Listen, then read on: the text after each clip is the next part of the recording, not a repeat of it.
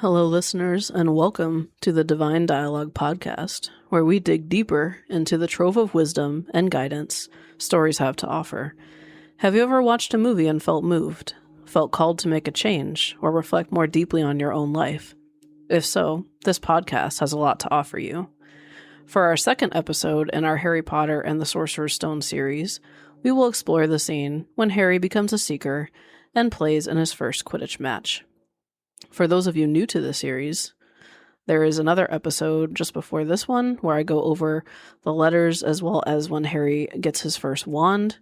And if you're extra new here, I do have a special series that I recorded before the first Harry Potter movie on Balto. That is a 4-episode series I highly encourage you check out. And we will get on with the second episode of Harry Potter. So the scene recap for this scene, we're going to go over a couple scenes here. The first one is where Harry is learning to fly for the first time.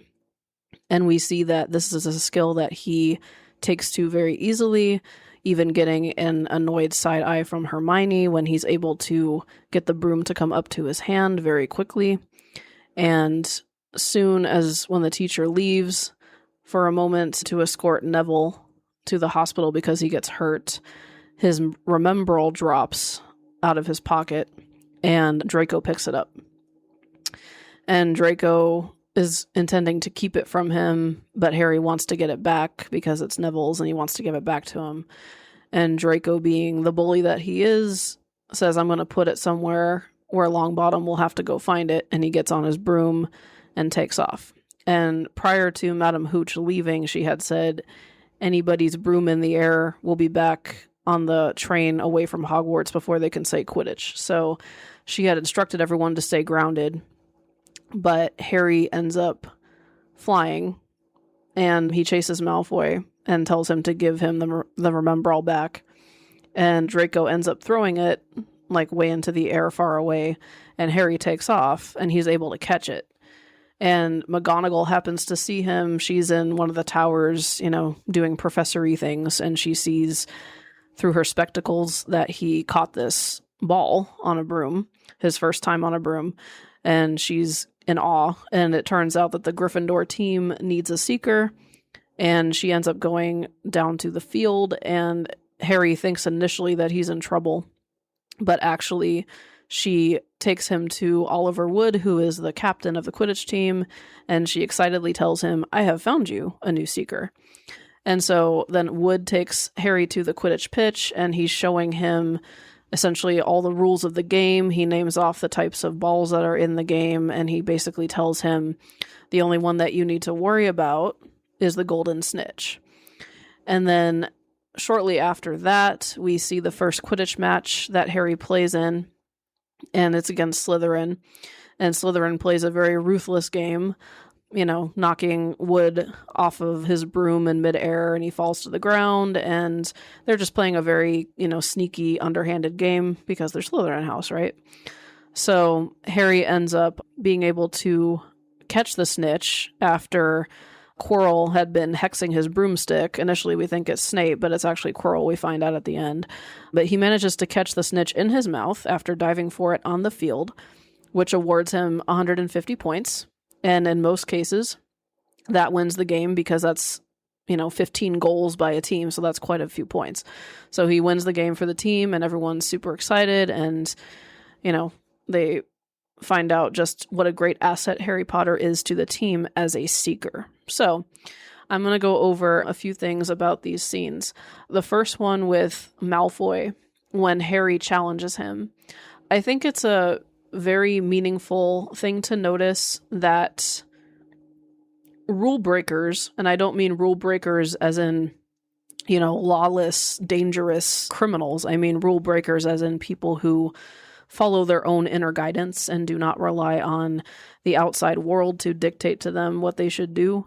They are winners in every sense of the word, and they get special opportunities, even though someone who plays by the book like Hermione, is very rules-based, at least initially.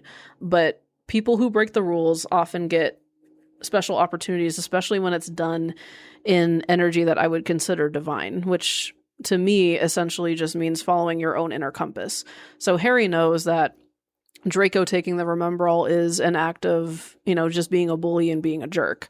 And so he wants to get on his broom, not to show off and not to be braggadocious like Malfoy is and be absolutely insufferable. He wants to recapture the Remembrall because it's messed up that Malfoy took it from Longbottom. So him breaking the rules gets him this opportunity. Him being a seeker of balance and justice gets him a part on the team that's referred to as the Seeker, which I think is very telling for many reasons. So essentially, the Seeker is looking for something that's fleeting, right? The Golden Snitch, something precious that many often cannot see.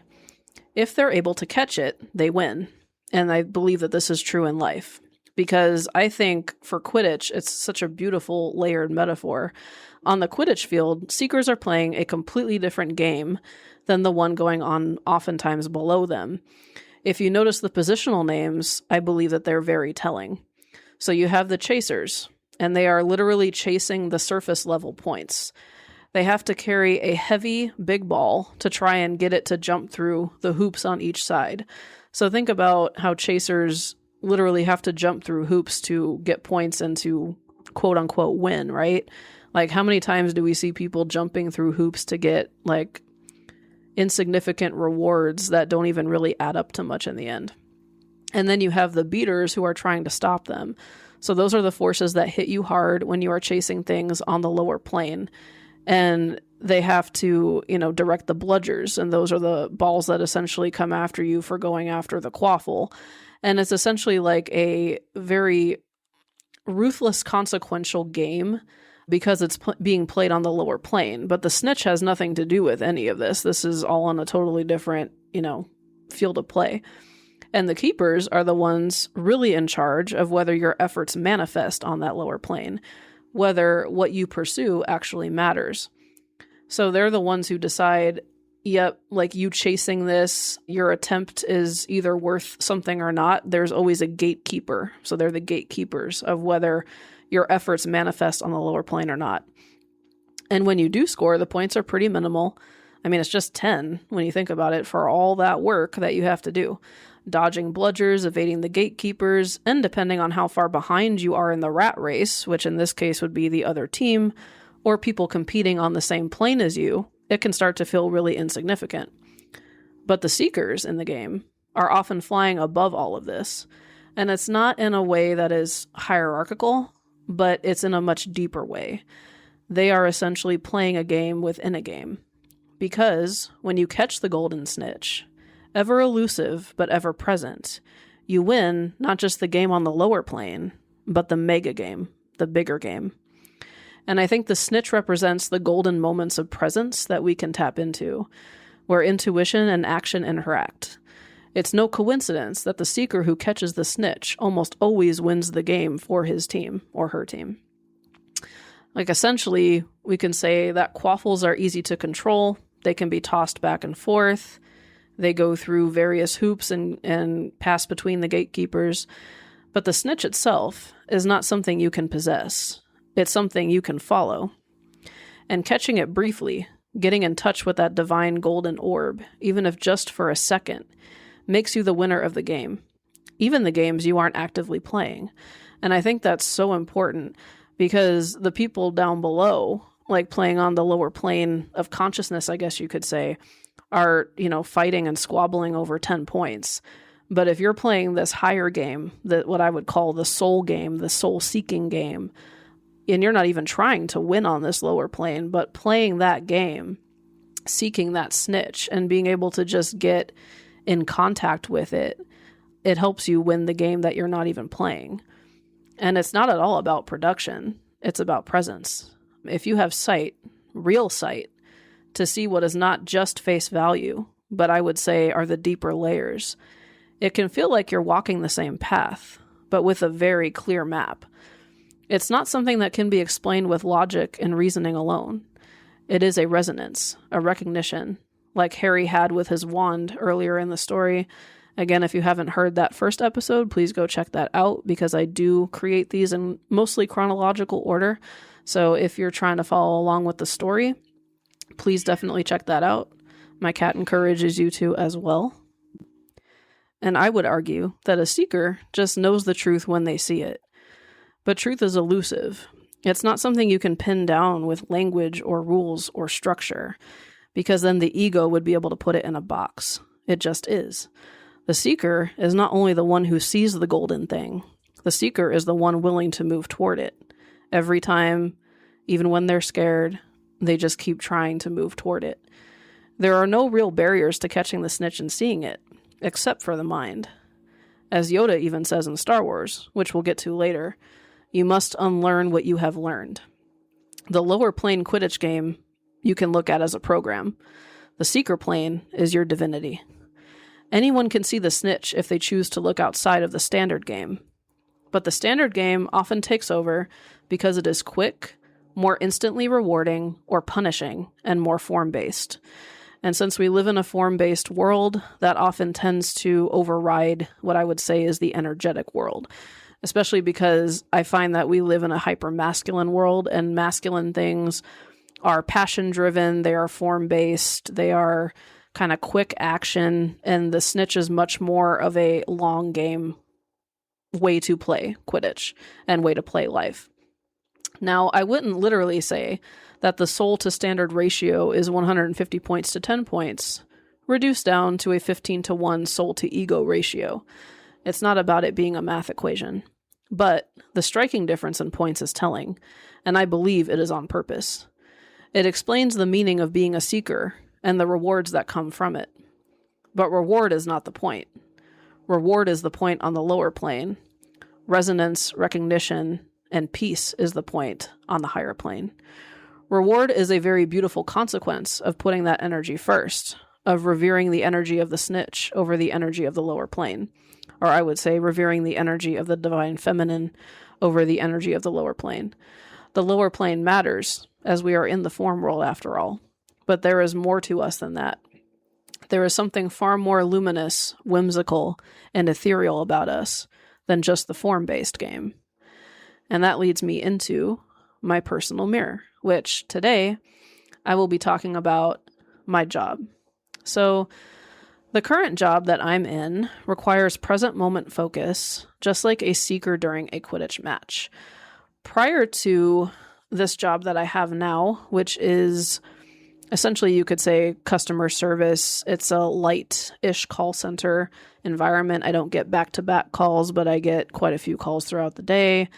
And the job that I was in before was much more of a lower plane job in the sense that it did not require my present attention. In fact, I probably spent more time in my mind in that job than I did actually present in the job because it was so easy. All I did was essentially type and do data entry. And I became very bored with it because I had gotten as high as I could go. I was essentially in charge of the team. As an hourly person, I was the highest hourly person on the team, but it got to become very boring because I just could do it on autopilot. I wasn't really challenged at all. And it was very comfortable because I've struggled with anxiety most of my life, so it was nice that it was very predictable. I knew what to do. I knew the hoops I had to jump through and put the quaffle through, and I knew what to avoid, and I knew all these things. It was very automatic. And, you know, I have to, in this case, with this job, I have to pay attention and not jump ahead, which I think the mind really loves to do. And when I took this job, I felt so much anxiety, worrying I wouldn't be able to focus on the Golden Snitch, the resolution, the winning move. And actually, when I first got on the phones, I lost sleep for weeks. I was so nervous about, you know, not being able to do the right thing or say the right thing or make the right move. And my mind always had to be like 10 steps ahead of where I actually was. And this job has really taught me that the Golden Snitch is not something you plan ahead for. It's just something that shows up in the present when you're aligned. And when I'm talking to people, when I pay attention to little things like the tone of their voice, or if, you know, they're the type of person who wants to be engaging versus the type of person who wants more of a script, like I've learned to listen so much better because I'm not so focused on putting the quaffle through the hoop. I am more focused on essentially learning what the Golden Snitch trace of everyone is that I talk to. So it's been really helpful. And I really do think that me following into my career path at this point with this current job was me following the Golden Snitch. Not because it's meant to be my job forever. I don't think it is. But because there was something locked in it that would unlock something in me. And I think that that's the thing that seekers are always willing to investigate. And it could be a job. It could be you trying something new. It could be you doing something that you're scared to do. It will unlock things. And I think you'll see golden snitches all around you. And sometimes you can follow more than one, or there'll be more than one for you to follow, I should say. It's not necessarily that it's just one golden snitch that arises. It's you will be presented with so many options to follow. And, sometimes where you follow the golden snitch is not even the final destination. Sometimes it is the thing we are meant to follow because it trains our sight. Like you might follow one golden snitch and stay there for a while, and then maybe 2 or 3 will branch out of that. And it can almost become like positive Hydra in a way, where you follow one and then it multiplies and multiplies and multiplies. And then more and more paths open to you, because the more you seek, the more you see. And then the more you see, the more directions you have to go in. And ultimately, I think the lesson of the Seeker, and why I think Harry Potter's position on the team is called the Seeker, is it really teaches us how to be where we are. And that essentially will lead us into the next episode of the series, because after this, we're going to go into part 1 of 2 of the Mirror of Erised, which I think is one of the most profound scenes in the entire series of Harry Potter. I'm very excited to get into it. But Harry being a seeker and also being able to understand the lesson of the mirror, I think are very interconnected as well. But that will be next week's episode. And for today, with the Divine Dialogue question I have for you, quite a few of them. When have you felt like a seeker in your life? What divine impulse have you followed that helped you win at the game of life? What small golden thing have you followed before you fully understood why? And where in your life are you being invited to stop playing only the lower plane game and start looking for the golden snitch?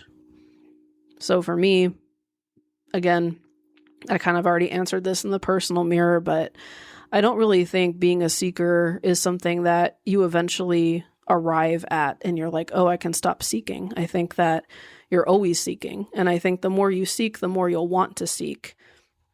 And I think the more you refuse to seek, the more afraid you'll be to seek. So I would encourage you, as we wrap up this episode of Divine Dialogue, to embrace the impulse to follow the golden snitch. And it could be something very small. And I really do think that how we talked about in Balto, how the white wolf, which I would describe as the divine feminine energy, is very patient, very compassionate, very loving. I don't think that your seeking has to be monumental. People always think it's this huge undertaking. I really think it starts with small things. So look at an area where you're on the lower plane and look for where the golden snitch might be in that picture, and then just follow it and see what happens. That's what I would encourage you to do. And in closing, I'd like to say thank you, divine listeners, for tuning in to the second episode of the Divine Dialogue podcast on the Harry Potter and the Sorcerer's Stone series. There are quite a few scenes from the Sorcerer's Stone to explore yet. And as I'd like to say, as I do at the end of every episode, if you have any suggestions for scenes, please share them with me. My email is in the show notes. And if you have any feedback, anything that you'd like me to look at, I will try to work it into the existing structure. I am happy to report that I have my content actually planned out through November, December of this year already.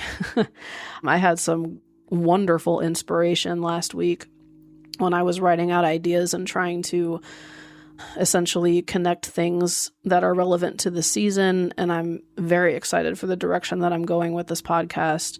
But we still do have quite a few scenes. So like I said, when I started this is a great example, actually. So I can close with this too. When I started this podcast, I only knew that it was going to be Balto and the Sorcerer's Stone. And now I know what my content is going to be almost through the whole end of this year. And there's no way I would have known that if I hadn't started seeking, if I hadn't started following the Golden Snitch of the Divine Dialogue impulse. I would have been like, well, the old me would have looked at that and said, well, you only know Balto and Harry Potter. Why would you start? You don't even know where you're going to be after that. But there's this thing about following these impulses that more is revealed to you as you go.